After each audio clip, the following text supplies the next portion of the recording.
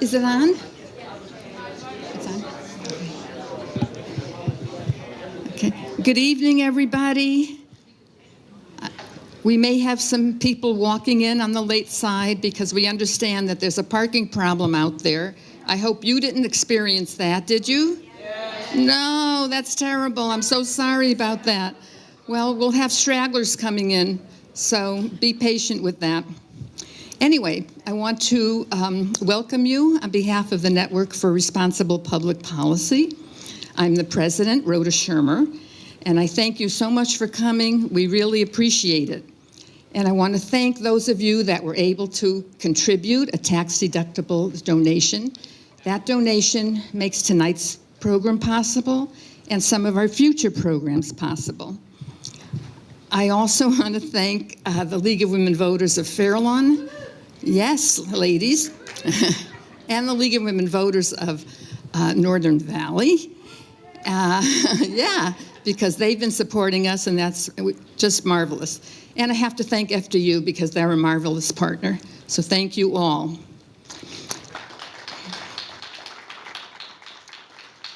And as most of you know, we have a great program for you tonight. It's a wonderful topic that's long overdue that we have a conversation about it.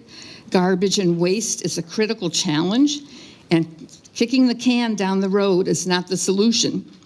I personally look forward to tonight's program because I want to be hearing from our experts, Matt Savelle and Serpil Goran, and learning more. So I'm really looking forward to that. But before we start, I want you to know about some upcoming programs in our pipeline. I think you should know about them. Some of them will be held here at FDU. Some of them will be at other locations in Bergen County, as well as other counties. But we're taking on a lot of very important issues that I hope you're interested in. And they include racism, they include universal health care, income inequality, immigration, you name it. We've got the issues, great speakers, and they're at venues here and maybe even closer to where you live. So we hope to see you at some of those programs. And what we'd really appreciate is you passing the word about NFRPP.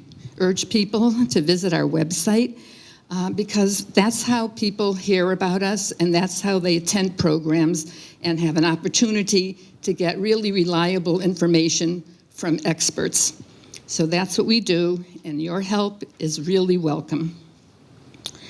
So we are going to start the program now, and we have Amanda Nishawat, who is our moderator. I think some of you know the fabulous Amanda, do you? Yeah, okay.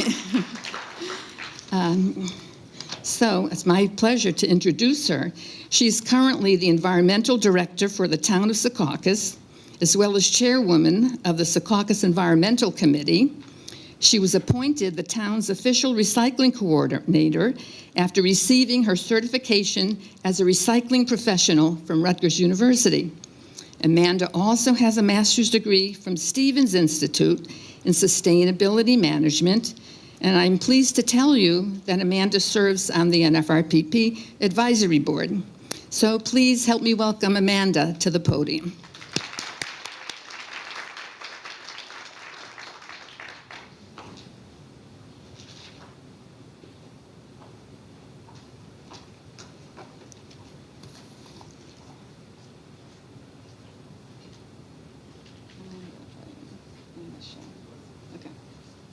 Sorry, Dr. Goran.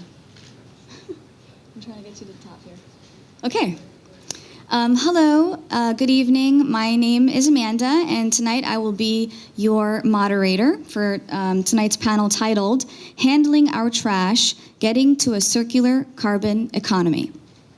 Just to give you an idea of the setup for tonight, we're going to have both of our panelists come up and do their presentations. Then I'm going to have a chance to ask them some questions before we open it up to the audience so that you can ask some questions of our panelists. Before we begin our panel, I would like to introduce our first speaker of the night, Dr. Serpil Goran. Dr. Serpil Goran is the director of Rutgers Eco-Complex Clean Energy Innovation Center and manages the new Rutgers EcoIgnite Clean Energy Proof of Concept Center and Accelerator Program. She is trained on the thermochemical conversion of biomass and waste materials for the production of fuels and chemicals, and she specializes in research, development, and assessment of sustainable biofuel and recycling technologies and life cycle analysis of clean energy systems and alternative fuel production systems. She's on the cutting edge of this kind of technology, so I'm really excited to hear about your presentation tonight. You have the floor.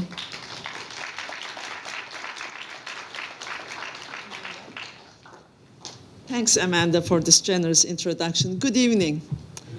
And first, I'd like to thank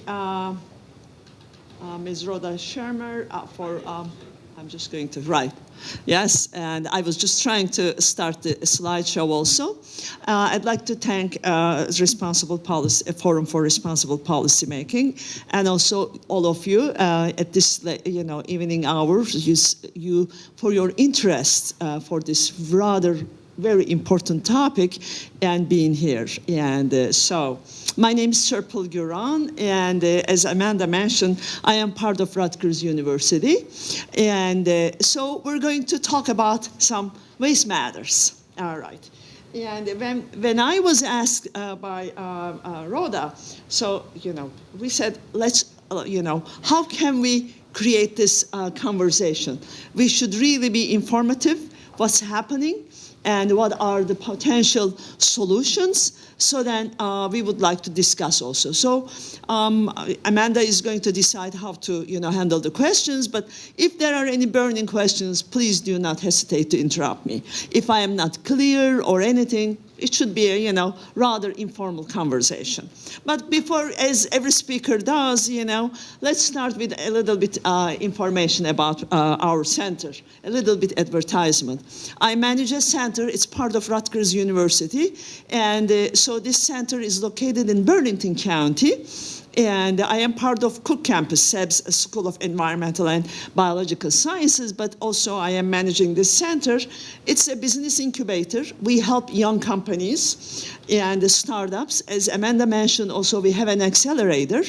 It's basically, you may be a startup, but it doesn't mean that your idea is going to commercialize, especially in the technology-related matters that, you may have several ideas like these bubbles, in the bottom, sideway, triangle.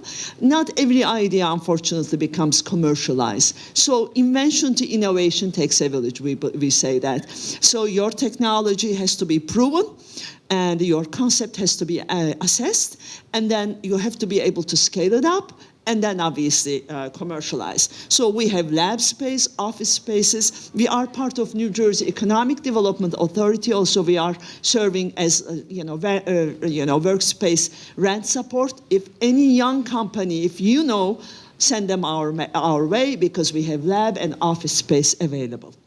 So, just quickly, because we're paying attention to all energy matters, because I am my center is a clean energy center, and of course, as you all know, New Jersey is advancing in solar, wind, and energy storage technologies. But also, we're looking at especially a little bit, not so much touched matters on the waste matters.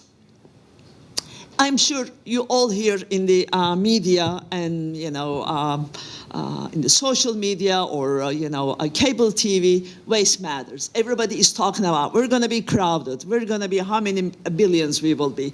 So that means that increased population means that there will be need for extra resources. And also there will be, burning additional problems like how to solve the waste problem. The more we have, of course, that would be wonderful. I didn't know how to handle it. Thank you. So,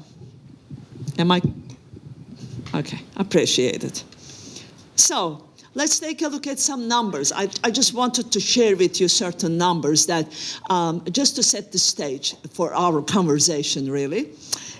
Per person, there is an accepted reality that, per person in the U.S. or in the Western world, we generate about 4.5 pounds per day municipal solid waste, okay?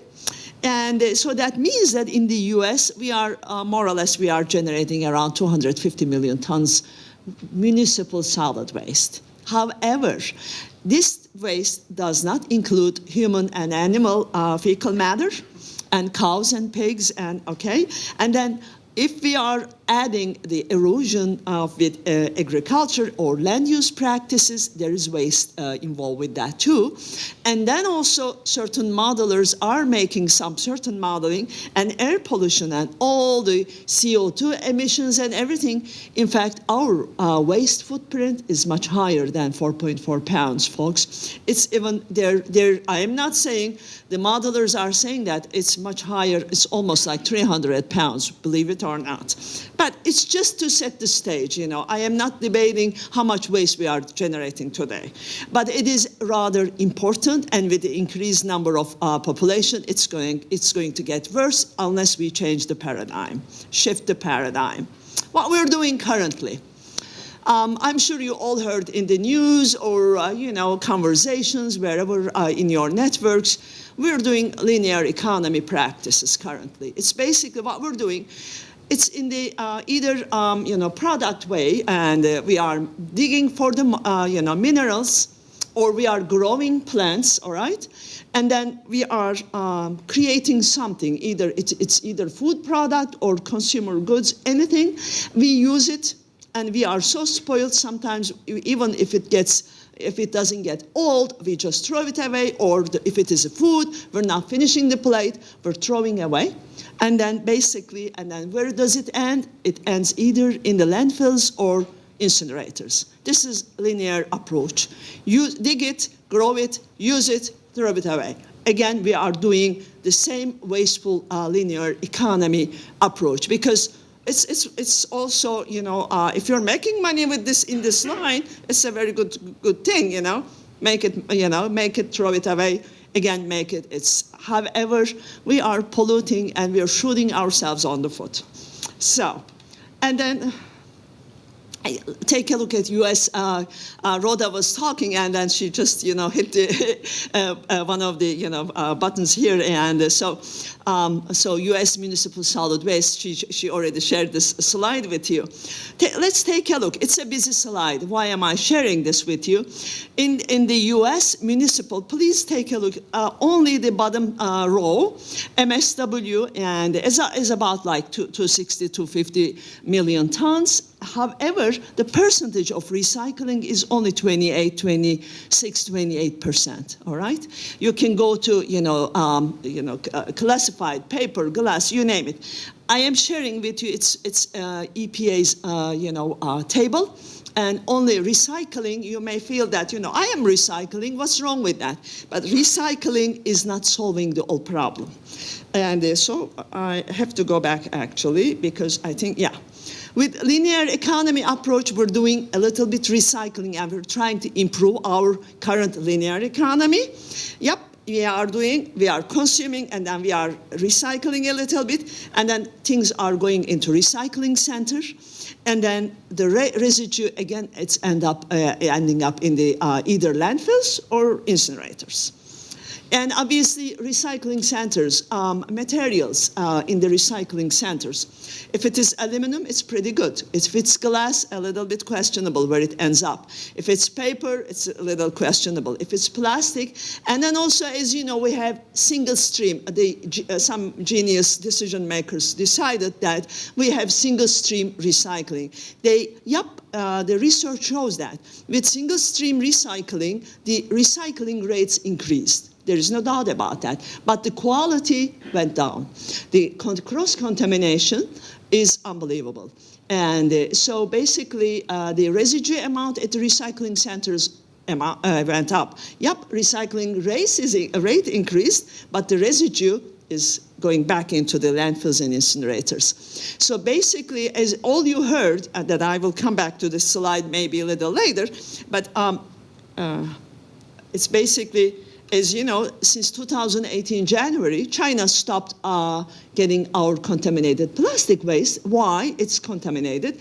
Why would they pay for money to get our waste, right?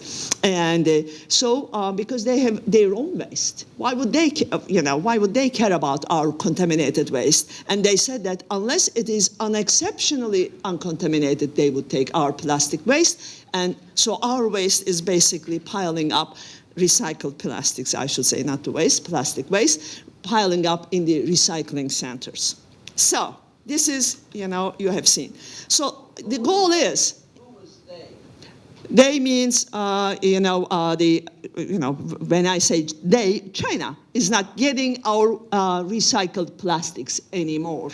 But I have to say plastics contaminated with other materials, okay? So the goal is how to create. It's basically why am I sharing again with you this linear approach does not work anymore. It solved problems in 90s, early 2000s, and produced things, and landfilling was great then. However, it's not solving the problem anymore, because I don't know how you feel about climate change. I am one of the believers, and especially if we are into mitigating climate change, and if we are trying to, so we have to save those carbons, not anymore digging for more carbons, using it, and then either throwing or burning and releasing these carbons into the atmosphere is not the best approach anymore. Why don't we think, create some holistic solutions, and why don't we create a little bit more innovatively? So that's the goal, that, the waste matters, really important, that can be a great component to solve the whole problem. Why we are talking even tonight, right? Because there is a big interest of communities, ourselves, our students, decision makers, and developers, and everybody is paying attention extra because of this, increasing waste amount. Especially now, plastic waste and food waste is drawing attention in our state, in your communities, in your towns, but also, in the Northeast and nationwide, even worldwide. And the United Nations is paying extra attention, OECD is paying extra attention, certain foundations are looking into this. So everybody is trying to find a solution. Why don't we also, join the conversation? And why don't we put our thoughts into this as a small community here? Let's talk about plastic waste. I'd like to start with a little bit information without boring you with so many statistics, but I'm not going to read the whole things, but as you know, currently what we are using plastics, almost 99.95%, we are using plastics coming from fossil fuels, either oil or natural gas. And so basically they are carbons, fossil carbons. And that there is no doubt, plastics in our lives. You can take a look, and in your daily usage, at least 15 items you can say either pure plastic or components, from your car to phones to gadgets in the kitchen, or in your house, in your office, in your lives.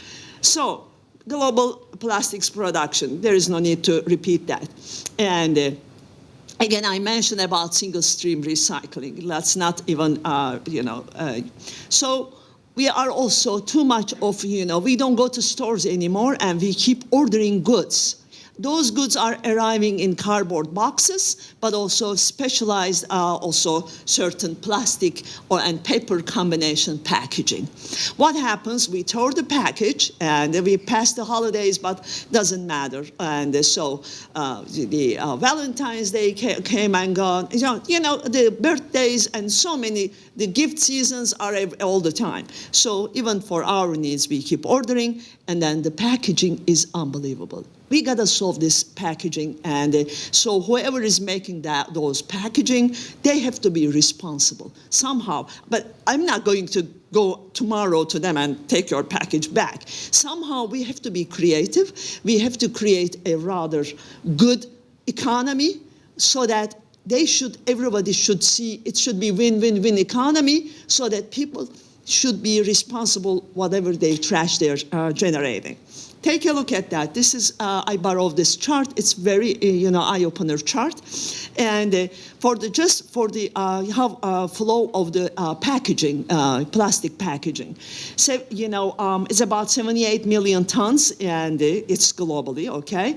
And then 40% goes to landfilling. And then it's about 30-something percentage is leaking into the environment, especially with the plastics. The environment is leakage into the environment is unbelievable. I will come to the single-use plastics also, talk about the straws and the, bags and styrofoam cups. It's unbelievable, the bags. So only 2% currently is going into closed-loop recycling. It's basically certain plastics are going back into the, again, plastics production. And then certain, is like some cascaded recycling, basically it's downcycling, not the real plastic, same good is being produced, but sort of it's still is being used, and also process losses and everything. So somehow this flow has to be really improved when it comes to plastics. Let's talk about New Jersey plastics. And it's not my number. It's coming from Columbia University. Did this assessment a few years back, and they say that New Jersey generates 1 million ton plastic waste per year, all right? And then it's 28% goes to incineration, similar to the other chart, and then almost 60%, 58% goes into landfilling. My center, my students, and myself, we did an assessment, and we wanted to see also, this is, how much plastics are in the waste also, we wanted to see.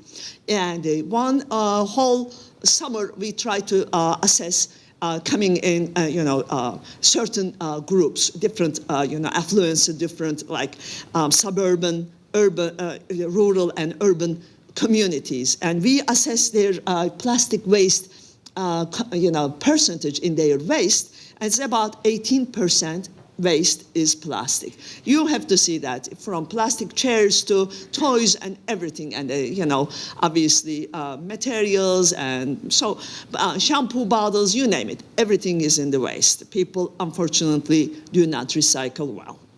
So this is our New Jersey thing. And so I'm sure you heard that some plastic bag ban is happening. Should it happen? Should it not happen? I asked my students in sustainability class, first day I asked them, paper or plastic? You go to a grocery store, they ask you, paper or plastic? And people usually say, oh, paper is better than plastics. Actually, it's neither.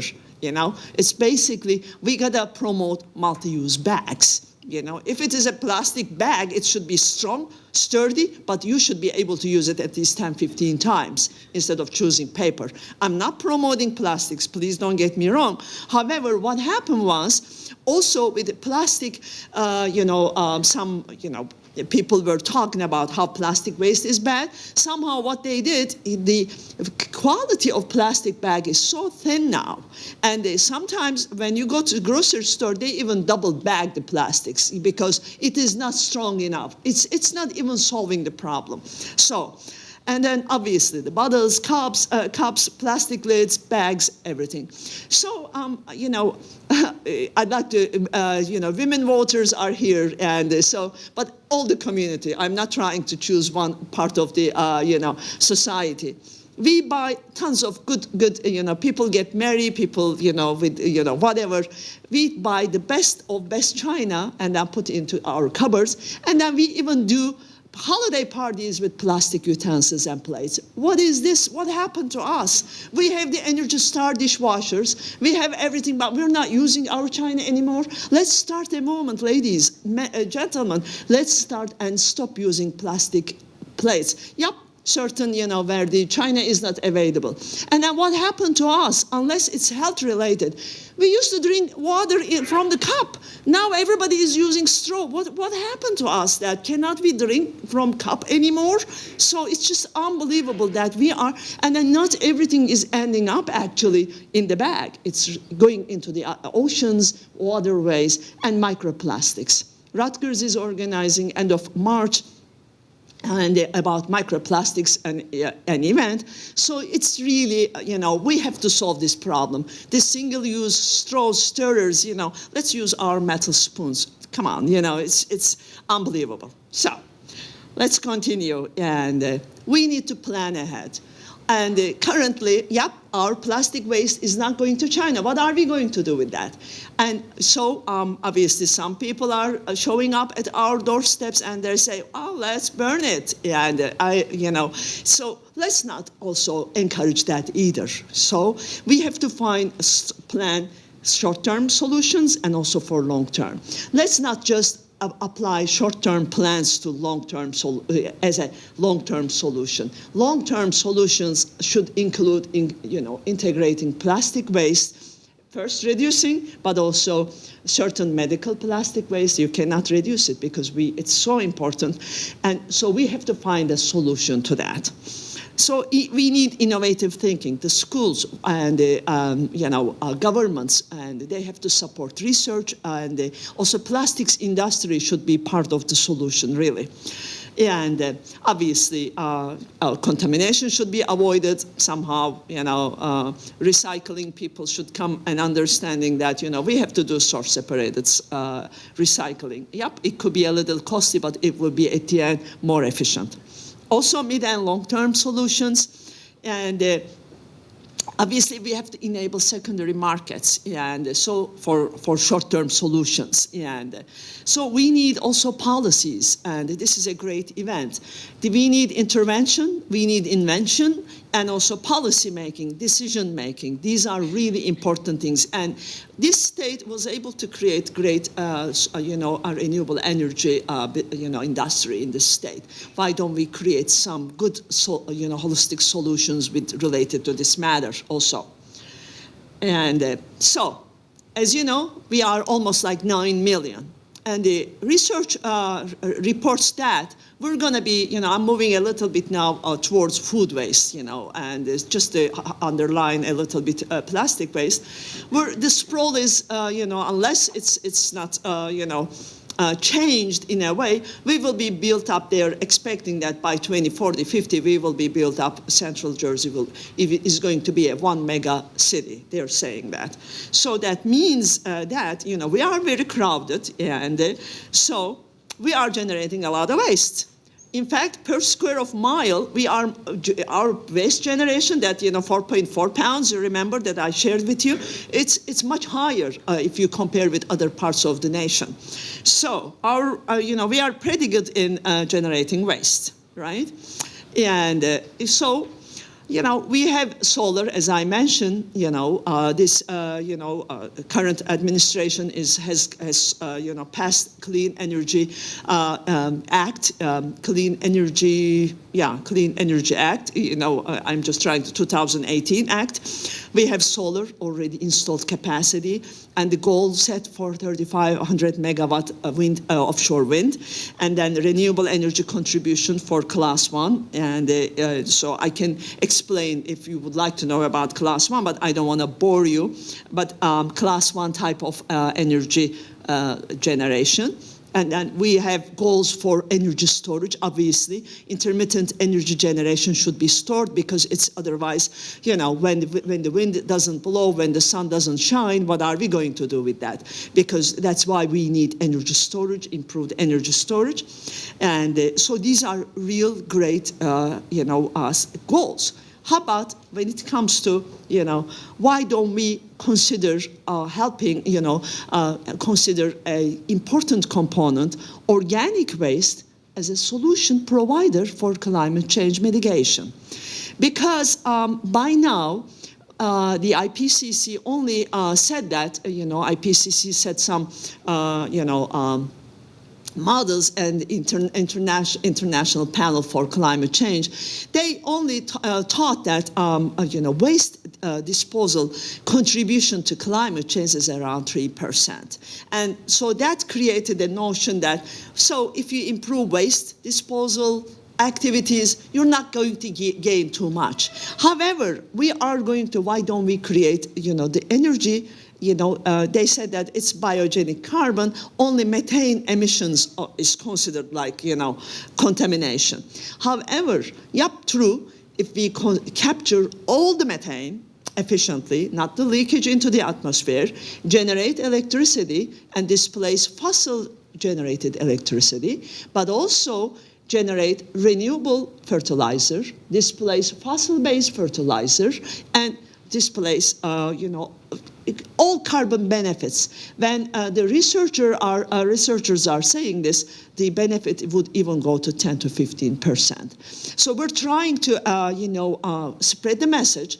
Organic waste is an important component that maybe, decision makers should consider that is an important component to mitigate climate change and also creating local economy and, create,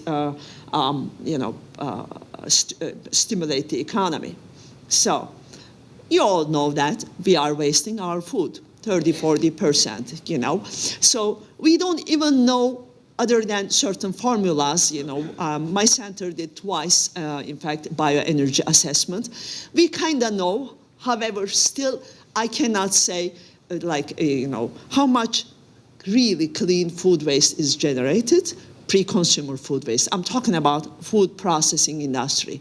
And then how much of the, we know how much in the municipal solid waste, but also we should be able to say that New Jersey restaurant industry can generate this much clean food waste. Or New Jersey, let's go into that slide, and like a New Jersey food processing industry, or, whole supermarkets. So we need to create a baseline assessment. So we have to tell decision makers, look here, this is the important part. Of course, first we have to reduce the wastage. We should not be as wasteful as we are right now. We have to reduce our food waste. We should, maybe we should kind of, be watchful, maybe buying wholesale, because wholesale purchasing and to filling everything into our freezers, and then, oh, this is outdated, throw it away. Oh, this is outdated. This is, believe me, this is adding extra wastage. And so,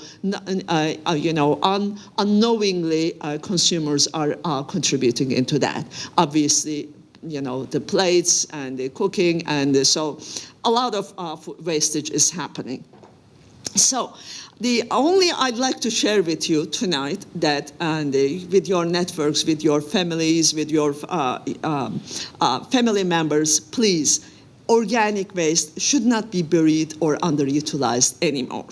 So look at New Jersey's numbers again. My students did this assessment because we did this assessment and we just wanted to know New Jersey's coastal counties, storm-prone counties after Sandy. We assessed this and how much food waste, and what's going on with the only commercial food waste. It's just a sampling, and almost 50% is ending up in the landfills. You may, if there is any landfill managers, I am willing to debate also. Landfills are great processes. However, landfills were great processes. And because what's happening is, and I will come back to this slide again, and again I will come back to this slide, but let's take a look at this simple depiction first. Basically, from this apple case, apple orchard is creating organic waste. Not every apple is going into compost at the farm, okay? And so they are using fossil fuel, fossil power, and then they're creating organic waste. And then apple goes to apple pie maker, okay, like food processing. It creates waste. And when you're baking, you're using fossil-based power. And then distribution. And not every pie on the distribution truck is going to be delivered. There is waste amount in the distribution.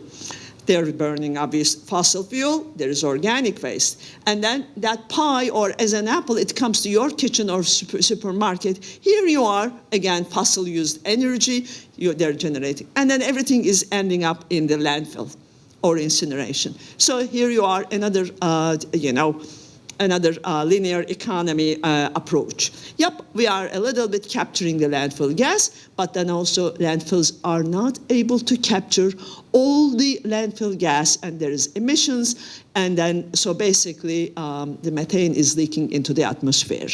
Suppose even they even captured everything. In New Jersey, I know firsthand, not every landfill power generation has the capacity. And for example, the landfill next to my center, they are generating that much methane that their 7 megawatt capacity is not enough to burn and generate electricity. And then they are just flaring 1/3 of that methane. So it's basically, let's do something seriously. And then obviously the most important part I'd like to share with you, take a look at that. We are not recovering the nutrients. Everybody is into composting, right? And so composting is great. We have to recover the nutrients. We should displace the fossil fertilizers. And then we are, if we bury everything, we're not recovering the nutrients. But then let's talk about industrial composting. I am not against composting either, but composting is not solving every problem also. Composting is not recovering the energy part. We're talking about we need clean energy, right? And so why don't we marry these two ideas? That's the goal. And so composting should always, the next step to anaerobic digestion. So, why don't we just put everything in a large, efficient, not a small, large, efficient digesters. It's basically you're generating gas, either for power generation, or you can clean it and you can inject as pipeline gas. And it can clean the carbon footprint of fracked natural gas, which is abundant and cheaply available currently. And so at least, they can coexist. And then obviously the rest is composting, for composting. So, this is not a rocket science, but it is as important as rocket science. Please, when your town, when your county, whoever is making decisions, please raise your voices. Obviously, New Jersey State also should pay attention, right? And so they are actually. I'm not saying they are not. They are paying attention. There are food waste recycling introduced bills, but we have to be more vocal, and we have to have our voice heard, really. And so, closing the loop again, instead of burying everything and growing another and then digging for fertilizers, so let's do something more environmentally friendly, but also at the end we should be not only creating better technologies, utilizing better technologies, but also we are going to mitigate climate change. We will be feeling much better than before. Where to locate the digesters? Obviously, that's a big question. You don't want to put digesters behind every grocery store or behind every cafeteria, because any engineer can tell you, myself also humbly, the size and the efficiency and capacity go hand in hand. But obviously, it has to be well planned and well managed, performance guaranteed. These are important, there are developers in the audience, so it's really important. And so even for digestion, it is not a rocket science, but it is really an important science that you have to know what you're feeding into the digester. Your bacterial, health is so important, and the gas generation. So large farm applications, and then let's locate those large digesters at the landfills, because there is NIMBY for everything, right? And so basically, not in my backyard is really a real thing. So when the landfills are basically, in fact, if if they are not part of the solution, they're not going to let the organic waste go. So basically, encourage them to transform themselves for tomorrow. They should install those large digesters. In that case, they can receive the waste again, but source-separated organic waste can be put into digester. They already have the installed power generation assets. So in this case, you're not going to spend money to power generation units behind every grocery store. So because electrons are electrons wherever you generate. If it's a clean electrons, you're going to feed into the grid. So basically, and then wastewater treatment facilities. But there is one question. Wastewater treatment facilities are currently mixing, if they are doing digestion, they're mixing with human waste, all right? And so a lot of, pharmaceuticals are in the waste. So somehow, should be, even if it's handled at the wastewater treatment facilities, maybe some devoted, separate, vessels is going to be the solution. So let's go back. I am sorry for going backwards now in my slides. We are doing an assessment, food waste, generation, from farming to processing to distribution. Every step we have the waste generated, right? And then we have to understand categorized waste, because every different category in this picture is going to generate different quality waste, all right? And this is post-consumer. Actually, I have another slide that I did not include. It's for pre-consumer, even much cleaner, because the cleanliness of the food waste is so important. And there are towns currently in New Jersey, several towns, actually one town already stopped, temporarily shut down their practices. In Lawrenceville, for example, they give certain, residents odor protecting and also rodent protective vessels, so you can scrape your kitchen waste without adding any plastics or nothing. So basically they collect that. Obviously currently where to send it, nowhere, but it is just a pilot, okay?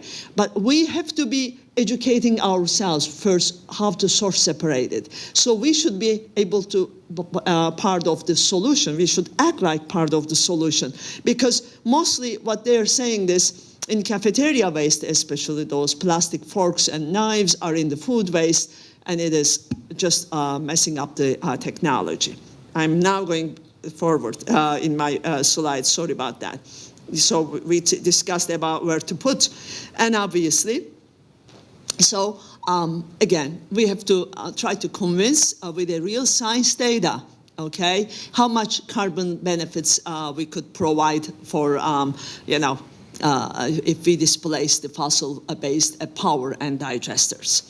And I mentioned you about this, I just put these pictures, new approaches to farms, and then locating in the, landfills. And with this, I'd like to thank you for your interest and listening to me. And any questions and any comments, you're welcome to please, let's discuss. Thank you. Sure.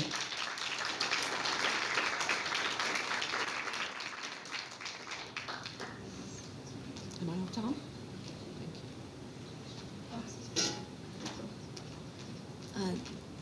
Thank you, Dr. Goran, for that very New Jersey-centric look into our waste and how much room we have to improve the state of New Jersey's waste issues. I'd like to introduce our second panelist tonight, Matt Savelle. Matt Savelle currently serves on the Manhattan Solid Waste Advisory Board, helping to achieve its zero waste goals, and advises the Manhattan Borough President, City Council, and mayoral administration on policies and programs furthering the city's waste prevention, reuse, and recycling programs. He also serves on the board of directors of the nonprofit Earth Matter, which processes 740 tons of organic material from city residents. Matt, you have the floor.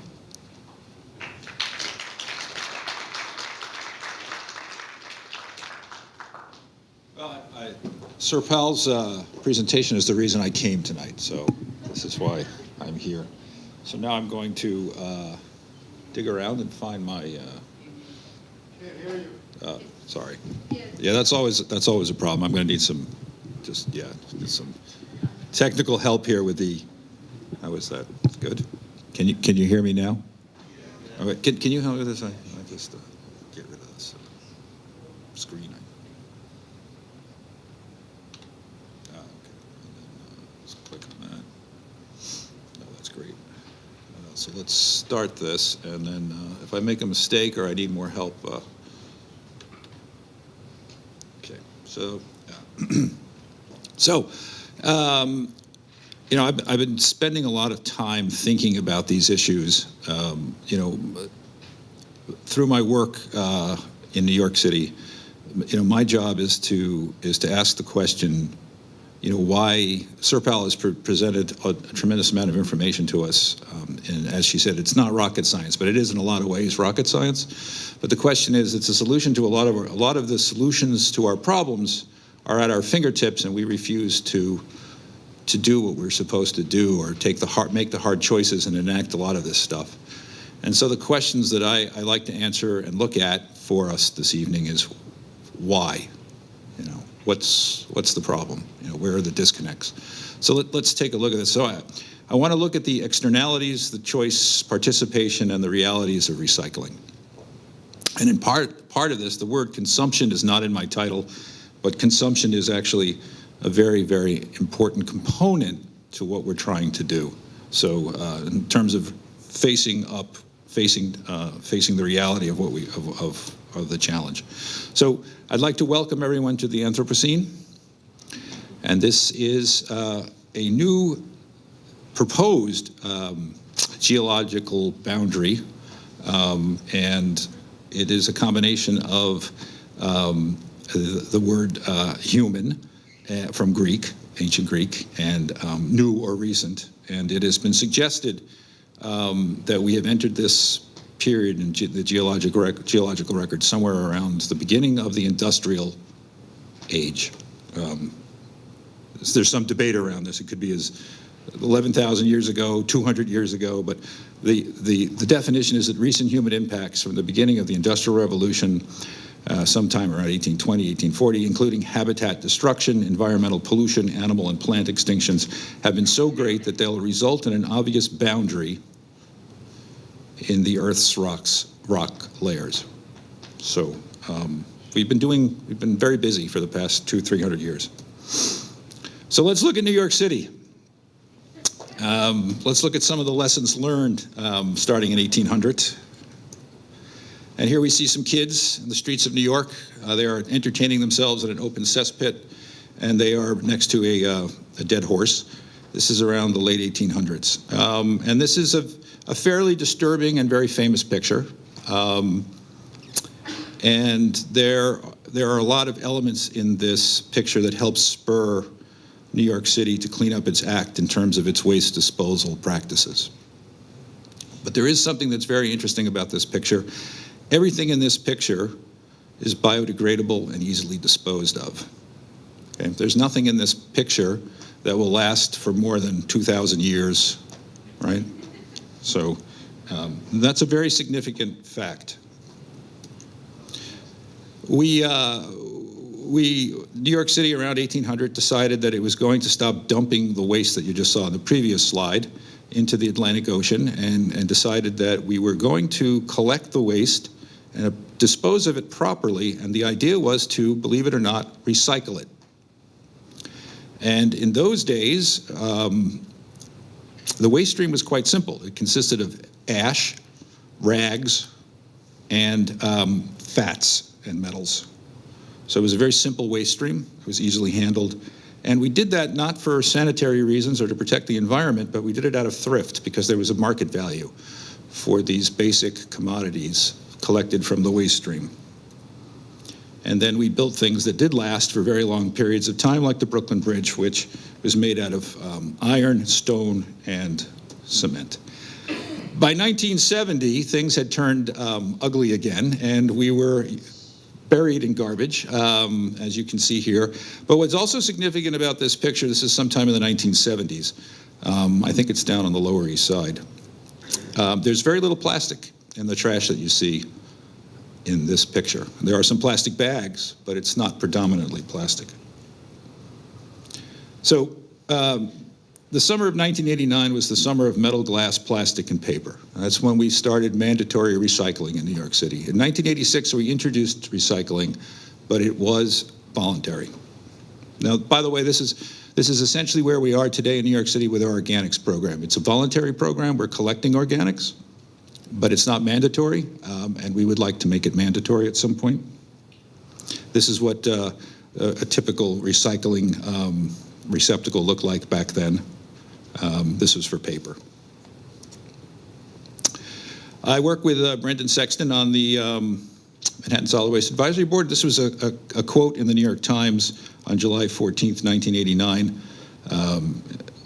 What's significant about this is in this article, Brendan talked about our goal in instituting mandatory recycling in New York City, and that we had hoped to get in several, maybe 2 or 3 years from 1989 to a 25% participation rate in New York City in terms of diverting material out of the waste stream and getting it into recycling facilities. 25% of the recyclable, of the waste stream, 25%. It's now 2019, and we're hovering somewhere around 20%. We never got to that. 25. We never got to 25%. And what did come out of this whole exercise, though, is New York City's famous waste characterization studies. And we have been doing this fairly regularly for, I think, the past decade and a half, every 3 or 4, maybe 5 years. And this is a very good characterization of not only New York City waste, but probably anyone. You go into, you can take your garbage pail out right now, dump it over, and you could count by weight, the materials that make up your waste stream. It's pretty much going to look like this pie chart. This is a fairly reliable guide to municipal solid waste. And what we have here is 34% of residential curbside recyclables. That would be your metal, your glass, your plastic, and your paper. 34% of your garbage, or your municipal waste, what comes out of your homes, is going to fall into these categories. And then another 34% are organic materials that could be composted or digested. And then that leaves us with about 23% of things that you can't do anything with, and another 9% that are divertible in some way, and that might include textiles and also electronics. But this is a very important piece of data, because this really does demonstrate. It's sort of like it's like a hard and fast rule for waste managers and waste management. So that I was thinking about this, and I said, well, there are 5 axioms from where I sit in terms of how to navigate our waste stream as consumers, voters, and people who are basically concerned with these kinds of issues. And I don't want to get too far into the weeds with this, but let's just take a quick look at what they are. So excuse the translation from my PowerPoint, open source PowerPoint program to a PowerPoint that I'm using for this. So we don't have the numbers, but there are 5 of them. It's not properly numbered, but that's okay. So the first one is never trust a municipal diversion rate over 30. Never. Don't trust a municipal diversion rate over 20. All data is garbage, and all garbage is data, but any data is better than no data. Okay? My data especially is garbage. All the data that I'm presenting to you is just terrible. Your consumption choices are as important as your participation choices, and there is no such thing as a carbon-free lunch, and externalities matter the most. Right? So this, I see some perplexed looks. Don't worry, it's not your fault, it's mine. But we'll work through this. So Schrodinger's trash being both landfill and compost at the same time. This is the work of Adam Minter. He was writing at the time for Bloomberg. He did a little editorial. It was July 14th, 2014, and the title of this article, this opinion piece that he wrote, was "San Francisco's recycling claims are garbage." Anyone familiar with San Francisco's recycling claim? You know what their diversion rate is? Do you know what percentage of their, 80% is what they claim they're recycling. 80% of their municipal solid waste is being recycled in San Francisco, and 20% is going to landfill. That's what they claim. Now, this is the gold standard. This is the shining example that we are all expected to follow when we're handling our own municipal waste in various parts of the country. Let's take a look at these numbers. By the way, the numbers that you're going to see as we start to pick apart San Francisco's work were partially assembled by a person by the name of Samantha McBride. She works for the department right now, Department of Sanitation. She did not help me with this slide presentation, and if she probably, after this, she may want to try to kill me, but I have not corrupted her work in any way. I've kept it as it was originally intended, except for one adjustment. Okay, so this is just where we are right now. The first two parts of our axioms, we're going to take the first two out of the.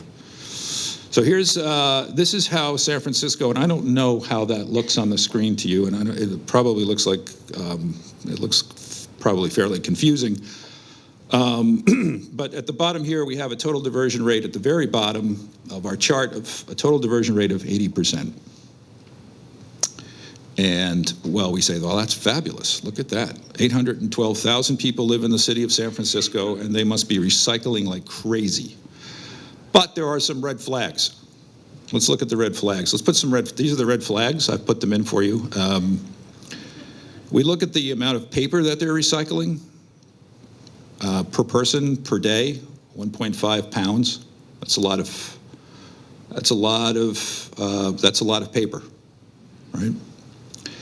And then we see down here, we see a strange category called inert reuse, road fill material, other biosolids, subtotal diversion, about a little over 1 million tons. Well, what is that? Does that come out of the average household? I don't really know what that is. That's really a road material which they've taken and it inflates the total amount of material diverted away from landfill. It's included in waste, but it doesn't come out of anyone's home generally. And it has a very helpful effect on your recycling numbers. They're using it as landfill, so they're counting it basically twice. They're using it as a landfill additive. And so we get our total generation numbers go up, and our total diversion rate as a result of all of this is a lot higher than it should be. If you correct the red flags, you get a diversion rate closer to 40%. And there are other red flags in here as well, which if you look carefully, and you may not be able to spot this, but their organics and composting numbers are a little high. In New York City, that number, if you look at the per pounds per person in organics for composting, that's about almost 2 pounds a day. In New York City, it's about 3/4 of a pound. Right? If you adjust this further for a more realistic organics number, you get closer to 25%. I didn't put that in, but you get closer to that. So, although this looks complicated and it's not fun to look at these things, the takeaway is that you really have to look at a lot of this stuff very carefully. And the side effect of this is that a lot of people in San Francisco feel really good about what they're doing, but they may not be doing exactly what they're supposed to. One of the negative effects of this kind of thinking is that when people, there's a study, and I don't have it in my slide presentation, but there is a study that's been done that shows that when people feel like they're doing the right thing when they're recycling, they're given the message that they're doing the right thing, they tend to waste more. They tend to use more materials that they really wouldn't have used in. Now we can take this over to the state of Arkansas, and this is Arkansas's official filing with the EPA. I don't know, it's on the EPA website. They have a recycling rate, a diversion rate of 45.5%. Can you spot where that might come from? Material. That could be it. Look. Now, first of all, there's red flags here, but you see recycling by the numbers is the biggest circle. These are all circles. I don't know why they do this, but so it's their metals recycling number. So on a per person per capita basis per year, 1,495 pounds of metals is being recycled by Arkansas residents. What they're doing is they're mixing industrial waste numbers with their municipal solid waste numbers. They readily admit that they're doing this somewhere in their data, but it's hard to find because and again, this is a very confusing. It's not, it's juicing up your numbers. It's muddying the waters when it comes to public debate, and it's very difficult to deal with these kinds of issues. And I know. So now this is the ascent of Plastic Man. We've been talking about plastic, so this is about where we talk about our consumption choices. Now this, by the way, was brought to my attention. This quote is a beautiful quote. It was brought to my attention in a New Yorker article. I think it was the last 2 issues ago. It was about 2 issues ago. But this was a Yarsley and Cozens were 2 British plastic scientists, and this was in 1945 that they came up with this description of what Plastic Man will.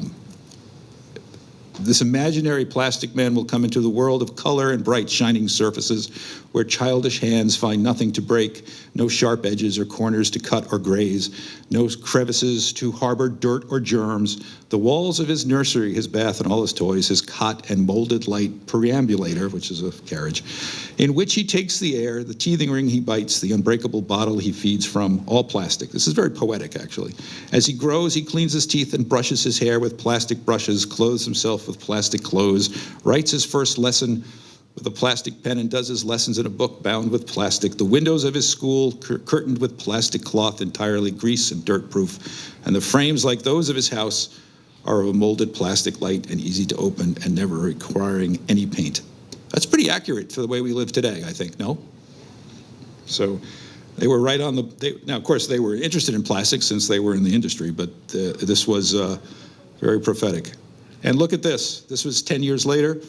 This is an advertisement of how wonderful plastics would be in our lives. Everything in this individual's kitchen is enrobed and entombed in plastic, from bowls, food, aprons. The child has spilled her daughter has spilled some toxic substance on the tablecloth, and don't worry, it's all covered in plastic. But where do you think all that plastic wound up?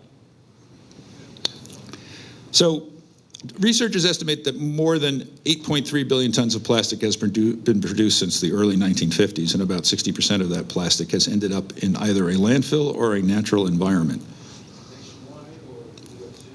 This is globally. Globally. There's a lot of plastic out there. But what's interesting about this is that, you think about the waste that we play in today. It's like those little kids in New York City when we saw that picture from the 1880s. The world we play in today is just as dirty, but it's plastic that we're playing in. We're playing in piles and piles. There's plastic everywhere. I mean, it's just, there's more. One of these interesting little factoids that popped up somewhere in my studies of these issues that I've known for a long time is that we have just about crossed the point where there's more plastics in the oceans than there are biomass. And if you say you don't like to buy food in plastic, wrapped in plastic, I hate to tell you this, but the food is plastic, because fish, ocean life, if you eat seafood, have actually incorporated plastic into their bodies. So there's plastic in fish and a lot of fish material, food. So this is mind-blowingly true. And we're still producing tons and tons of plastic, and a lot of it just goes beep. So why is this? So Serpal has provided us with some answers, and I'm providing you with some of the more graphic representation of the problems. And why can't we make the connection that this is an important thing? I mean, why are we like this? What's the deal? Oil? Spoiled. It costs money. Well, let's look at this. This is the oldest part of the brain is the reptilian area, responsible for instinct and survival. The main focus is to avoid pain. This area is what makes our decisions, right? And it's very difficult to fight with this. Now, our very survival is threatened by our toxic environment, but we're not responding appropriately. And it's a kind of slow, pernicious threat that just builds up over time that we're very slowly getting used to, or we've incorporated into our lives. And this is a very difficult row to hoe when you're trying to overcome these issues. And let's take a look at what I think some of this is all about. So when I started this, I wanted to look at, well, what's the state of recycling in New Jersey? And I pulled up this matrix, and then I gave up. And this isn't to criticize New Jersey, actually, because, but this is very confusing. You could basically go from one county to another with your antifreeze, and in one place it's recyclable, and in another place it's not, right? So I'll just cross the border and boom. I mean, so this goes on for pages. It's not. So let's look at milk containers. This is a fun exercise. Which of these 3 containers is best for our environment? Anyone have any guesses? B? B is better? B? The cow. There's a picture of a cow, right? I like. Well, I'm sorry? Milk container on the right is not recyclable. Right. Are you talking about A? My C. Okay, well that's okay. So how many people think C? What about it? What about what? Best choice. Is it recyclable? Is it good for the environment? That's a different question. Well, isn't recycling good for the environment? All right, well, okay. So how many think A? Now Amanda thinks A. I don't know why. Amanda, why? Because glass is not very recyclable in New Jersey at the moment. Oh, okay. Well, that's interesting. I did not know that. Sir Val, do you have any opinion? Okay. Well, let's see. Ooh. Can you repeat their answers so we can hear it, because we can't hear it? I'm sorry. So, right. Amanda thought that you said At the moment, glass is not easily recyclable. glass is not recyclable in the state of New Jersey. It's reusable. It's right that it's reusable. Right. Okay. So by I don't even know the answer myself. I hate to tell you this, but it's not A. And it's not A because A is made of plastic. Right? It's probably not C either, because guess what? C, by the way, so this is the next part of our little exercise. So this is so this will help us answer the question. The glass bottle is actually the better bottle, is the better container from a recycling and from an environmental standpoint, which I'm combining the two things. The reason why is glass is reusable. A glass bottle that I just showed you for the milk, for example, could potentially be used between 20 and 50 times. And because of that, it becomes, as it makes its round trips, because you have to use energy to make the glass. It takes a lot of carbons to make glass. You heat it up, you melt it, you blow it out, you do all kinds of things you have to do to it. It's a little heavier too.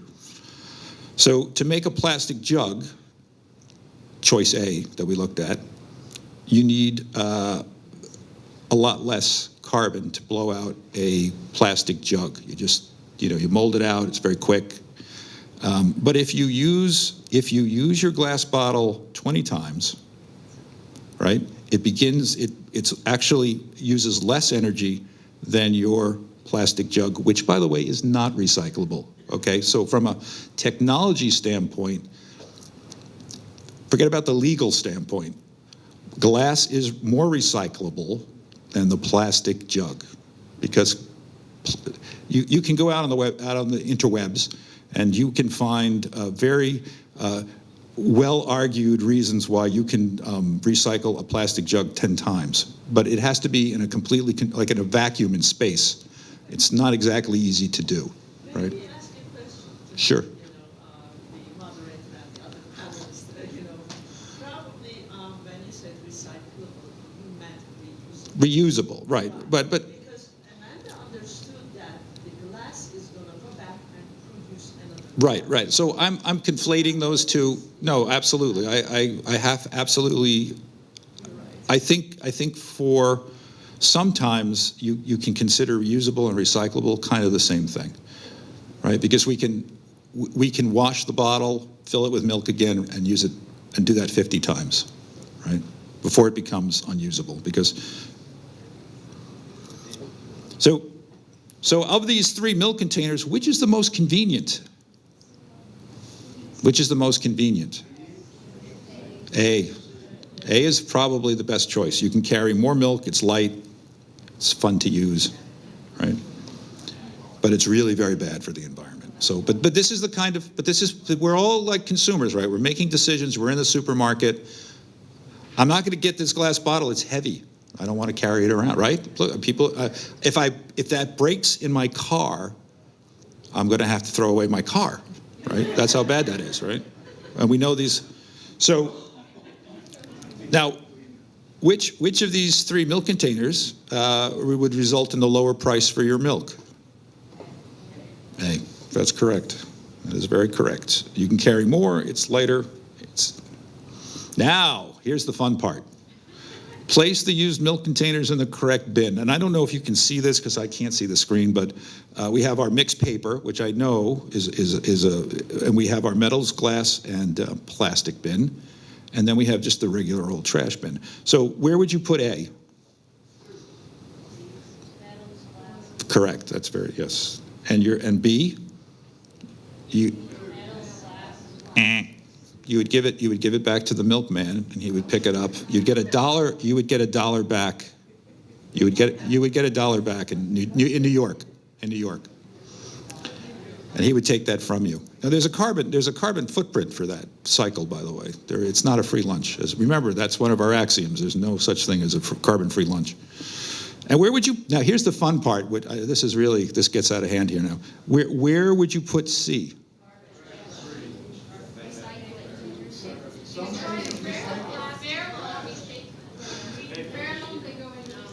They go in New York City. We put them in the metals, glass, and plastic because they have plastic liners. But here's another fun fact, though. They will also take them in New York City. There are paper mills, recycling mills that will take. Reluctantly, they can handle it, but they don't like to publicize it. So this is giving me a headache. I mean, this is a lot of work. This is really it's boring and it's annoying and it's not fun. And this is the steep hill that we all have to climb when we think about these things. So this is our brains. My brain is tired. This is blue. It's all swollen up from all of this thinking, and I don't like it. So recycling is difficult, folks. It's not easy. Consumption is fun and easy, though. Now, how many of us are familiar with this brand of jacket? Yeah, see? Yeah. Huh? What? Sorry? I said, I've seen. Yeah, see? Yeah, there's an image in your mind. This is a very powerful image. Let's play with this image a little bit. But before we do that, this is probably one of the reasons why 80% of the time that milk container winds up in the wrong. It just goes right into the regular trash, right? Because this is a very difficult. It's a very difficult process. People really get frustrated and just throw it out. I don't care.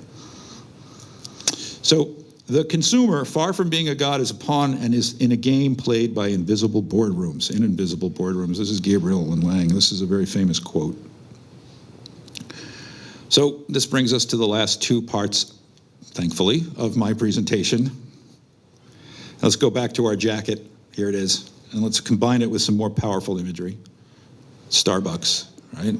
How we all know what this is. I don't even have to, there's nothing on here.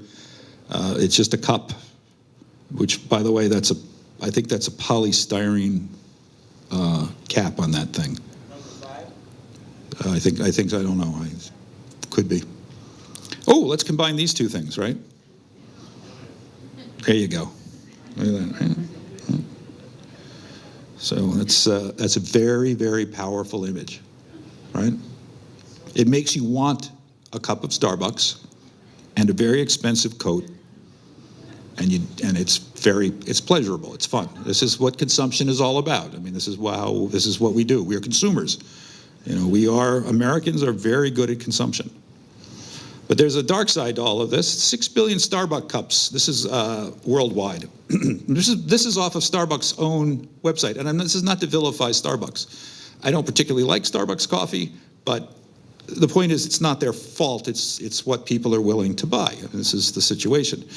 The paper cup that we get our Starbucks in is extremely difficult to recycle, right?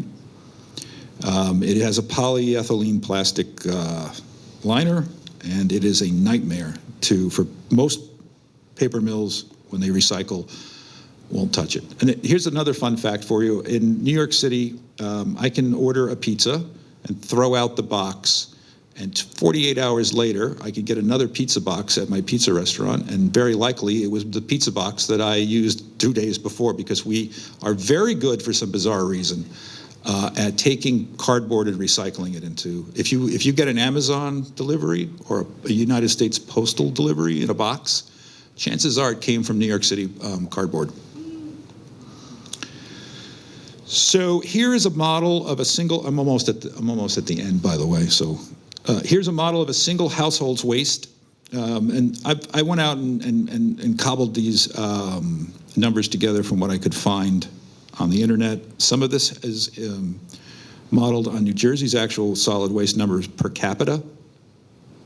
Some of it is a blend of stuff that came from San Francisco and some of the stuff that I have in New York City. And this is what we might want to think about what our waste stream looks like.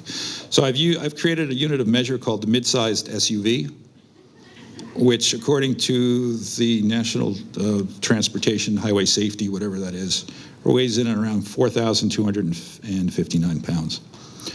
So the direct municipal solid waste that comes out of your homes is about 1.38 SUVs, right? And then the direct and indirect greenhouse gas emissions from households is a 20-80 split generally. So, you're running your fireplace, your electricity, whatever else, all the things in your house. That's about 20, this is per year, 20.85 SUVs. And then there's something called indirect industrial solid waste, which is what is created as a result of producing all the stuff that you buy. And that's the 27.83 SUVs. So, because one of the things about consumption is that all of the industrial waste, a lot of it, most of it, is to support consumption, right? So this is a lot of material. It's a tremendous amount of material. I don't want to make people feel bad. I consume too. I mean, I'm not, this is just part of life. I mean, but there are ways of mitigating these things. So this comes from another person that I'm very fond of, and she testified before the New York City Council back in September of 2017, and she found this factoid. This was actually from the plastics industry. Research indicates that the skepticism runs high, 33%, especially among young millennials, that whatever is collected for recycling will actually be recycled and not wind up in the trash. I always say that when somebody says something's not right, typically it's not right, right? This 33% of people have a point. Let's look at the state of disposal and recycling in the state of California. So California generates 76 million tons of waste material. This comes directly from Cal Recycle as one of their I cannot testify with 100% confidence that some of this stuff isn't like just made up, but who knows. 43 million tons were disposed, 34 million tons were sourced, reduced, recycled, or composted, and approximately 1/3 of their recycled materials was exported. Wow. Let's see what's going on with that. 1/4 of all exports from California seaports are recyclable commodities. In 2016, 15 million tons. Now, I don't know where this vessel value comes in, but 1/4 of the stuff that we exported outside of this country that left the ports in California came to about 15 million tons was recyclables. 15 million tons recyclables. And that went to China, most of it. So I went out on a shipping site and I know the kilometers from the port of X-Men in China to the port of Oakland in California is not 34,892 kilometers. There is a long way to do it, but this was the last of my slides, and I was tired. So I don't know where I got this number. But if you do the math on this, the takeaway is that there is a tremendous carbon footprint for having to send our trash outside of the United States. I'm sorry? Across a very large ocean. Yes. Polluting. I just want to say that if we're buying all this stuff from China, the boats don't have to go back empty.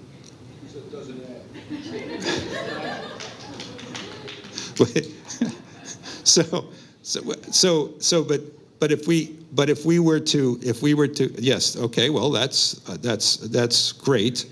But what do you think the Chinese are doing with this material? They're burning it. They're burning it to create energy in a lot of cases. And guess how it gets back to the United States? All right. So the point is, the point is, there's no such thing as a carbon-free lunch, right? And this is one of the dirtiest ways to move material on the planet is marine diesel fuel. It's terrible. So that's the end of my presentation.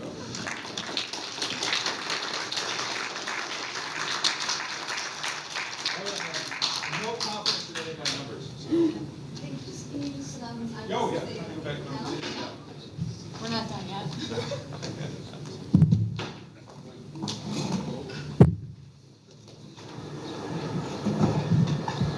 Thank you so much, Matt and Serpil, for your very fascinating your presentations on waste issues. I have to say, Matt, I'm so glad that you actually presented something about the confusion behind recycling, because I am a recycling professional and there are still things that residents bring to my office and I'm like, I have no idea whether or not I could recycle this item. No, I'm in the same boat.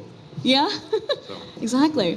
It kind of makes me think that there should be some kind of, accountability with, these manufacturers that are even making plastics to begin with. Why are we even making plastics and items that are not recyclable in the United States when other countries, consider that before they even create a product? So I would be supportive of that legislation, I'm just saying. I want to just mention very quickly before we actually turn it over to the audience, the interest of time, I'm only going to ask one question.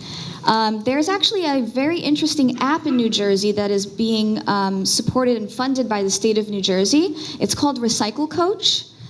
Every single municipality can customize this app so that you can look on this app and actually type in whatever item you like to recycle, and it gives you the disposal instructions. So there's a lot of communities that are kind of getting on the bandwagon with this. Sea Caucus is doing it. We spent about a month updating this app so that if anyone had any weird questions about recycling, they could look it up on the app first before they call me. So look that up, and if you know who your recycling coordinator is, if you don't have the app yet, you can just ask them to participate in the program. It's free, again. Okay, so I have just one question, and it is about the economy, because when I think about recycling, I think about markets, right? Because if things are not being sold, it's not really being recycled, right? Mm-hmm. And I have spent a lot of time having real conversations with recycling professionals in the state of New Jersey. And some of them actually are a little bit concerned about this idea that we are encouraging Americans to stop using single-use items and how that would affect our economy and the recycling industry as a whole. Mm. And I wondered if maybe you had some comments about that, because when we think about waste, we also have to think about how it's affecting our economy and who's going to be affected by it. Yeah. You're right. And if we are trying to reintroduce back again source-separated recycling, so it shouldn't be just a burden of either taxpayers' burden, because the collection is going to be a little costly, right? And because they say that single stream is easier, so because we're throwing everything into one bucket, and then no matter if you have different colors, even if you put everything in a separate, so the truck comes and then everything is being dumped into one truck. So, and then it comes to, it goes to recycling center. It's cheaper because one truck collects everything. And so you're right, they are right, going back into source separation. However, the solution shouldn't be just, okay, let's introduce source separation. What are we going to do at the end? So if we don't create the whole equation of solution, one part of the equation is not going to solve, or the one part of the solution is not going to solve the whole problem. So that is why when we are trying to find something in a solution, everything should be not win-win. It should be win-win-win. Everybody should. Yeah. It shouldn't be creating neither extra taxes to ratepayers or also consumers, but also who is going to receive it. So people are complaining because we cannot recycle, it's contaminated. So where is it going to end? Plastic industry should be part of it, and paper industry should be part of it. So I totally get it that it is going to be expensive, but it was better, they say. Again, recycling people, experts. And so in my view, still we can start pilot and solutions and demonstrate it and understand the pros and cons, and then go across the board applying. And so also we have to really understand some recyclers do not agree with single stream recycling increase the residue. Oh yeah, Some, because they just so they think that. However, at first hand, I heard from recycling center managers also that single stream increased. I cannot refer their names, but single stream just increased extra 10-15% of the residue. So again, we have to really do maybe a good assessment, and a transparent assessment, and make decisions. And everything should be real, reliable database decision. It shouldn't be just hearsay or I heard from somebody kind of thing. We should really have good, transparent assessments, and then it should be verified also. Especially in the fake information age we are in. So it should really be a real, reliable data, and it shouldn't be in the modeling. Especially, you were talking about everything is garbage. So garbage in, garbage out modeling also is not a good idea, right? And so when we are doing calculations, assessments, it should be a real data. So I know it shouldn't be just like, okay, let's go back to single stream. However, we should have clean lines of products or materials, I should say, and so that's why, just to achieve this closed loop economy. Matt, you have comments? Yeah, single stream generally does not work. It's not a great idea. If you're doing your materials collection appropriately, and you're really serious about recycling and organics collection, which we didn't really talk a lot about organics. Right. But organics is a very, very important. It's a third of your waste. It's a valuable resource, and we are. If you contaminate it, if you throw it into a single stream, you mix a single stream. I guess the way we're using the term is we're mixing paper, plastic, metal, and glass, right? We're not mixing the organic, the petrussibles no. So we're just mixing our paper and our glass, and I think if we're going to do real good recycling, we need to separate that. Once the glass is contaminated, paper, it's almost impossible to recycle. There. Okay, so that's a very good question. So his question was, what do we mean by the phrase or the term contaminated, right? So there's different ways of contaminating things. Paper is contaminated, generally is considered to be contaminated when it's been soiled by food, grease. So that's contaminated. And that would go into your regular, that should actually, in a lot of municipalities, that can go into your organics bin because it can be composted. Yes. We're gonna bring the mics to people. Okay. Okay. May I add something? When you said Mics will go to people, so just raise your hand and we'll bring you a mic. Now, there's a side effect to composting paper products because paper products do have some toxins in them which don't go away, and they tend to accumulate in the soil. There's no such thing as a carbon-free lunch, right? So, what are we going to? So I'm sorry. Go ahead. no, it's okay. What you mentioned about the cups, coffee cups, they're contaminated with the lining. That's one thing. But also there's cross-contamination while during the recycling, okay? And you're not separating well plastics and papers. And or food waste and plastic utensils. That's a cross-contamination. That's also a big problem. So, when we are talking about contamination, there are direct contamination like, pizza boxes. There's food contamination, and you cannot recycle pizza boxes, all right? What I know.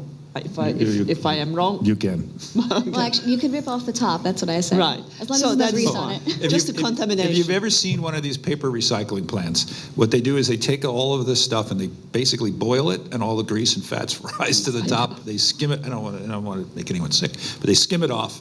And so Yum. the term is, if you can tear it, we'll take it. That's one of the major recyclers that uses this terminology. So that is a problem. That's a contamination problem. But the cross contamination is, I throw a glass bottle into a pile of paper, and that screws up the machinery. Exactly.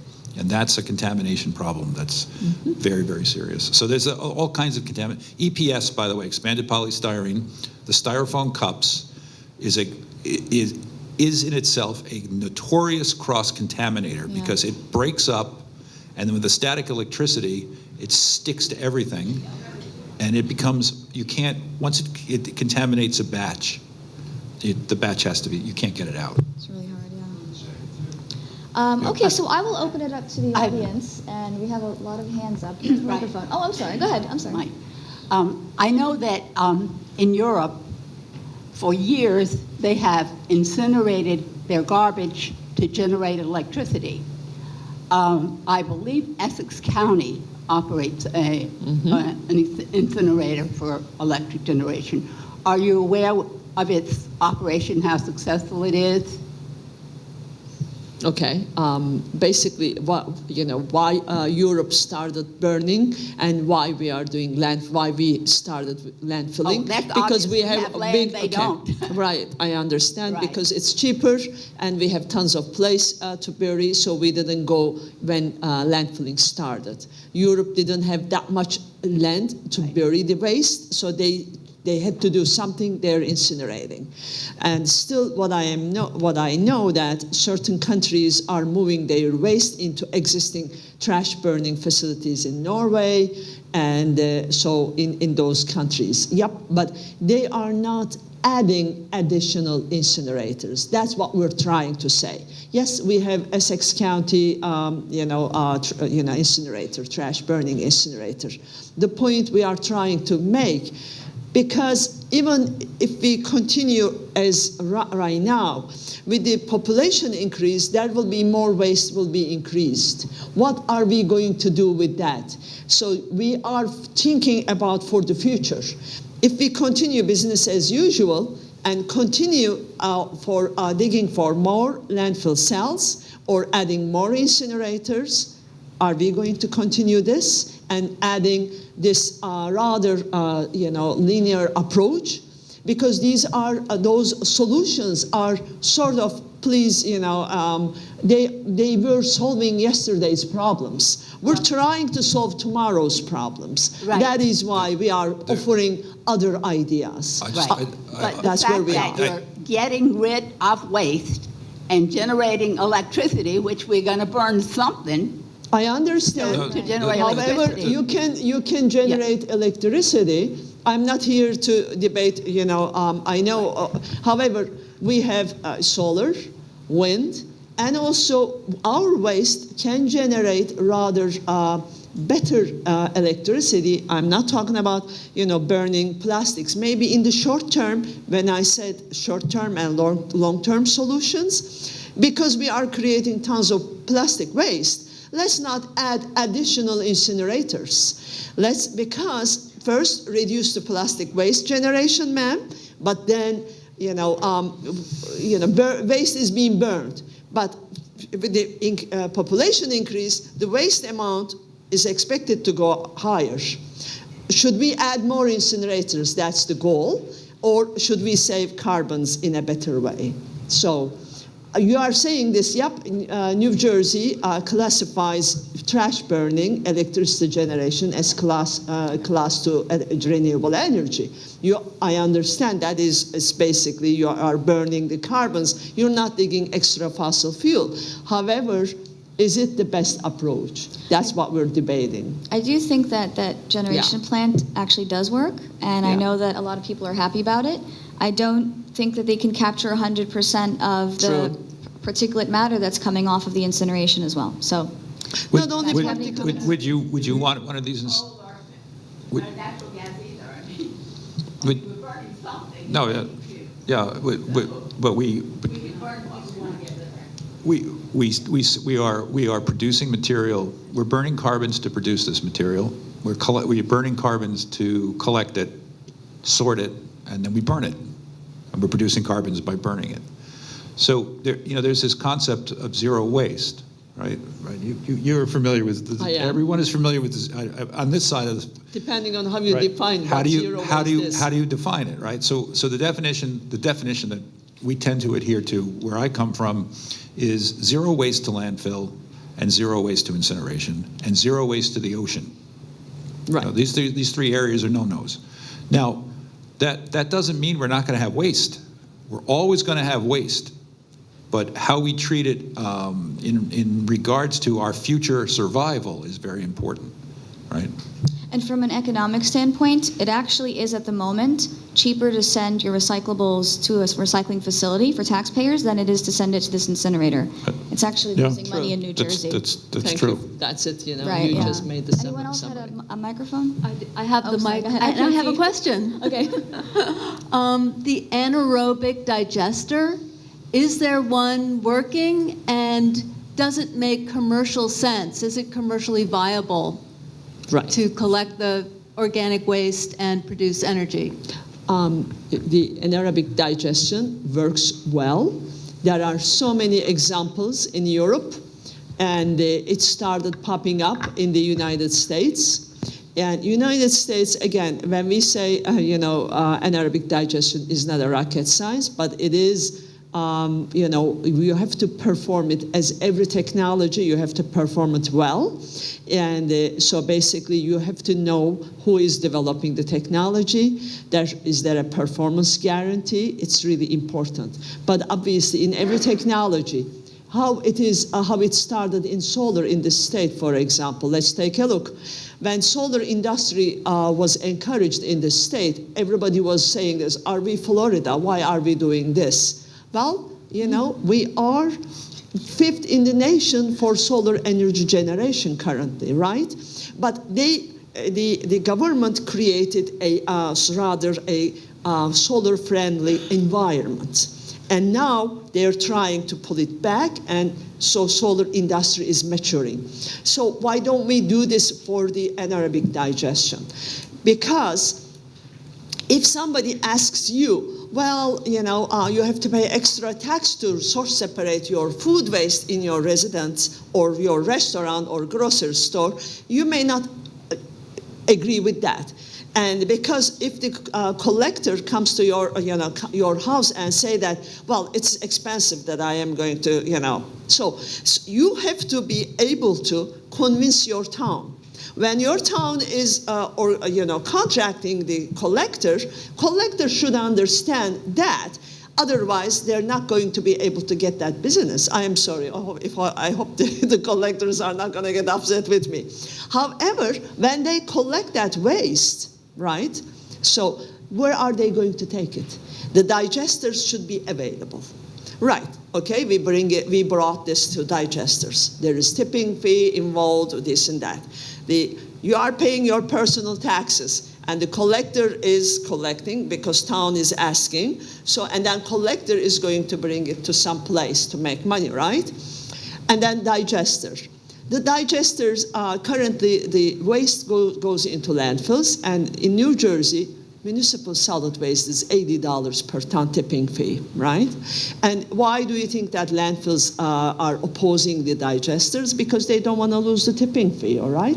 And also when they are generating electricity, there is class 1, renewable energy credits. I'm coming back, your question, is it profitable?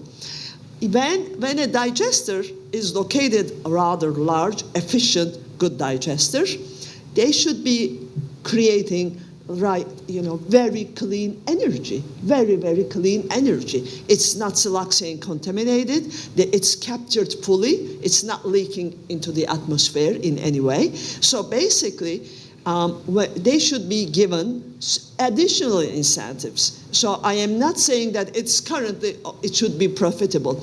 And also there is national renewable fuel standards, and biogas is qualified for this renewable fuel standards RIN credits too. But we have to create a good business approaches. I'm not an economist, but we have very successful economists in the state and in the region. So there should be a solution, win-win-win for everybody, from your house to energy seller, and also there should be a little bit, that cleaner energy should be as good as like treated, maybe solar, or like wind, right? So I'm just throwing this idea. I'm sorry, Does one exist? So I want to hop in because New York City has in Brooklyn at Newtown Creek. You can look this up on the internet. It's a lot of fun. Has 8 very large digester eggs, 145 feet tall each one of them, and they process about 37. What is it?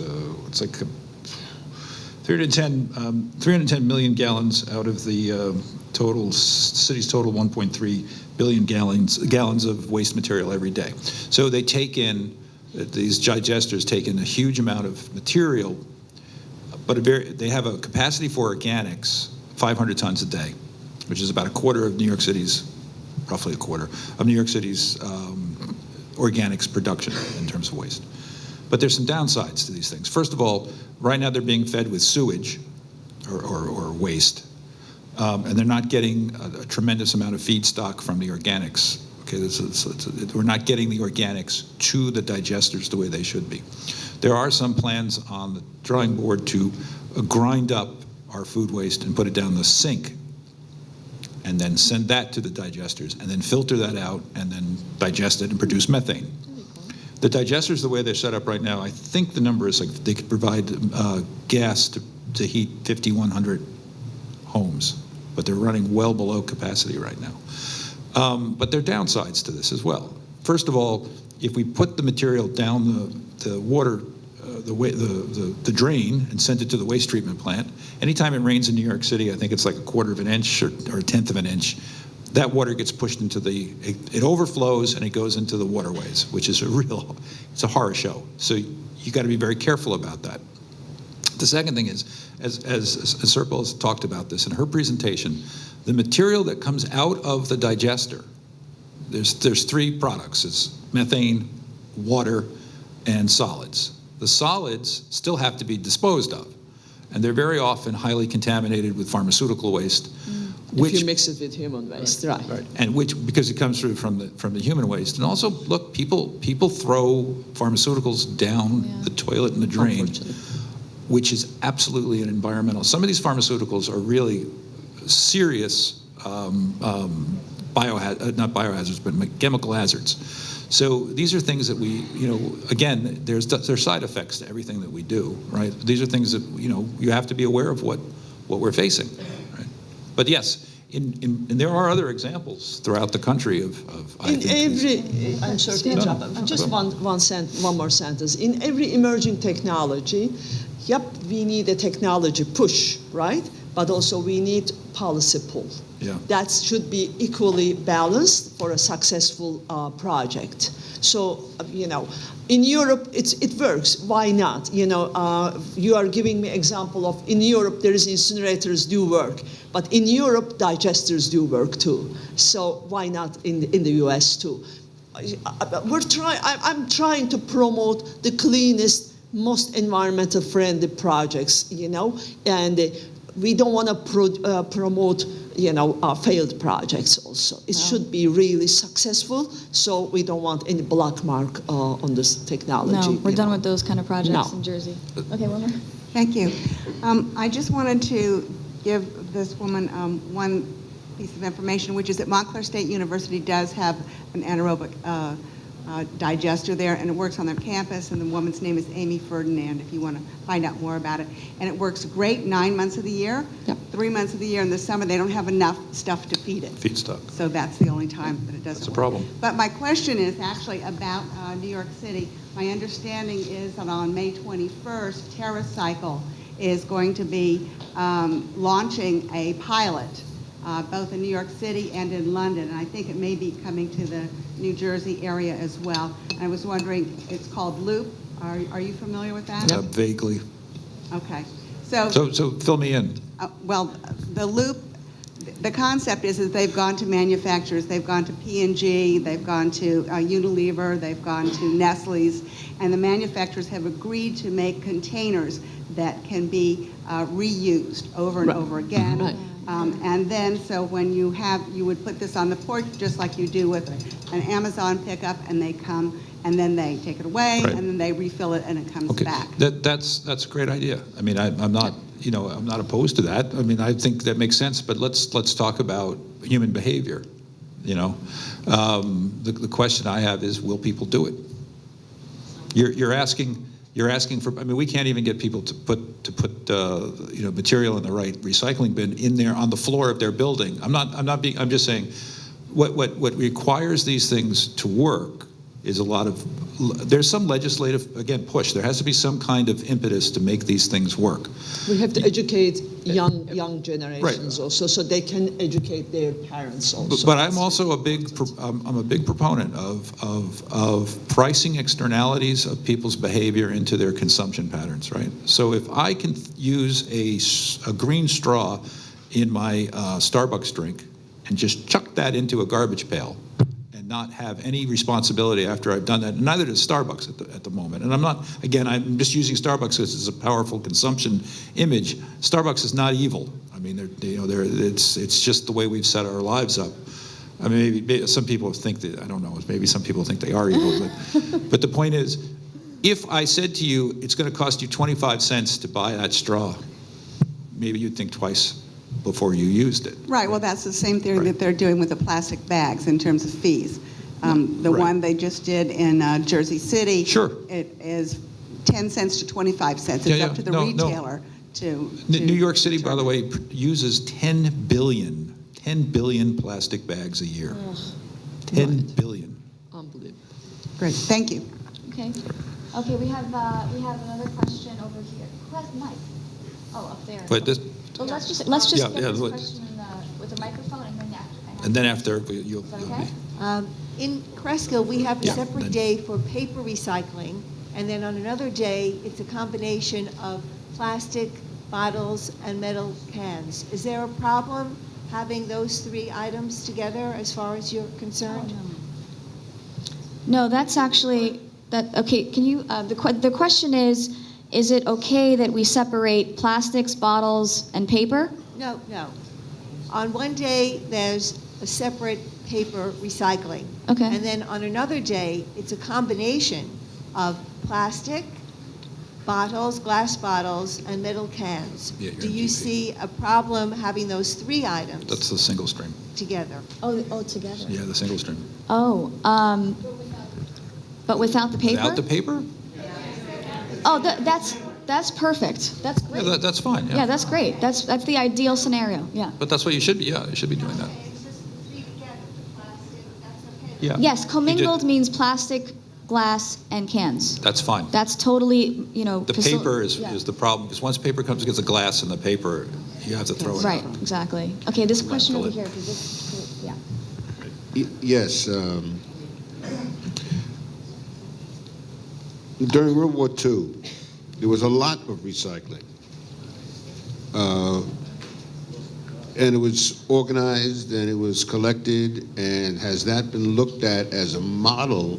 And this is, I'm talking about New York City, a model between like 1941 and 1945, a model of what can be done about the tires and the aluminum and the pots and pans.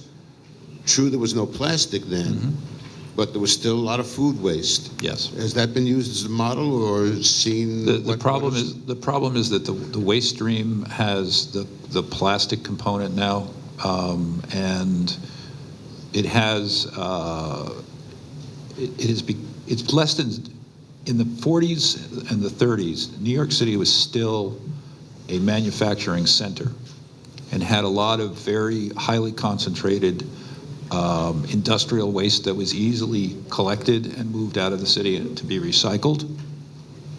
I'm shooting off the top of my head here, but I'm thinking through this problem. Today it's dispersed. It's all over the place. It has a tremendous amount of plastic material in it. It's not the same profile as it. The waste stream profile has changed. Yeah. I'm just saying as a model. But there is, but to your point, New York City is one of the few places that actually does recycle paper. In one of the 5 boroughs, we recycle paper.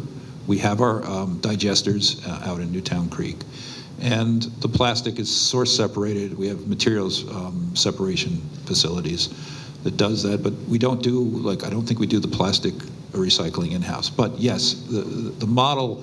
This is where I think a lot of also the model came from. For recycling probably came from that period of time, but I don't think we've gone back and actually historically looked at it. But maybe someone has, and I could look into that for you, because that's an interesting question. It is now 9:30. I want to be respectful of everyone's time. Do we want to take one more question, maybe? Okay. I'm sorry to do this. There's a lot of. Okay, here we go. Okay, microphone. So I was wondering, what you guys are doing in New York seems very reasonable. The idea of looking at this problem in terms of localization at the state level, at the municipal level, at the federal level, it needs to be in sort of an integrated approach, where they're all pieces to a puzzle, will make much greater efficiency. For instance, when you're talking about the statistics for recycling, shouldn't there be some state or federal forms or that have some universality, so they could be put on as a template so people can get a real picture of what's happening instead of all this fudging, and to help with the whole project? Right. So That's not the only thing. That's one of the questions, whether they should create universal forms that can be used by municipalities, states, and then also take biodegradable waste. How about municipalities having like large, what do you call it, composters? So people or citizens who live in an apartment or whatever could take, for instance, if you take your vegetable peels or whatever, your salt, your organics, and put them in a freezer. The freezers had a compartment for compost. Then you could actually reduce the rodent problem, even in New York. If everything was frozen in a freezer, then you could take it, and you wouldn't even have to put it in a bag. You could just throw it into a container frozen, and on a certain day it would be picked up frozen and then put into a compost Got it. thing. And it was done in these suburban areas. Wouldn't that be a good way to help to make the whole thing efficient? And then it could be used for topsoil and local farms. So I'm going to ask our panelists to answer that question and then maybe wrap up their Okay, last yeah. comments Yeah, and keep it under 2 minutes if possible. I'll Thank you. give you a very quick answer. As a New Yorker who also composts, I just finished a black soldier fly larva build, which is a vessel that you fill with a larva from black soldier flies, and they completely devour whatever you throw in there, and they're not a disease vector. We also, last year we composted roughly 740 tons. There's some debate around that, but 740 tons of compost. I freeze my compost in the summer, and I bring it to be to composting collection points throughout the city. We used to have a kitchen top bin, and we had a mouse problem. Right? There's no way around that. So in the summer, in the winter, we don't have that problem. So people are doing that. That is, and we do compost in New York City and in the 5 boroughs, we actually do composting. So, these are these local solutions. About the data uniformity, and I think all of us would say we should be comparing apples to apples and not throwing road waste into our recycling numbers. It's very important to have at least the data. Because we can't make any decisions without the data, and we don't have data. If I may add one more thing, and backyard composting is great. We're not trying to because please don't misunderstand me. I'm not against composting. Composting is great and it is really needed. Let's not bury nutrients underground, only just for the energy. That's what I'm trying to say. The point is industrial composting failed in New Jersey 3 times because they couldn't meet the environmental regulations. And we started sending our organic waste down to Delmarva Peninsula composting. They even couldn't meet their environmental, local DEP rules. And now they had to shut down. So basically, we're talking about large industrial scale composting. That is not, that's proved itself that they're not meeting their regulations. And the other problem, they couldn't maintain well and the sanitary conditions. So that is why local backyard composting is just fine. However, we're talking about millions of people and millions of tons of waste.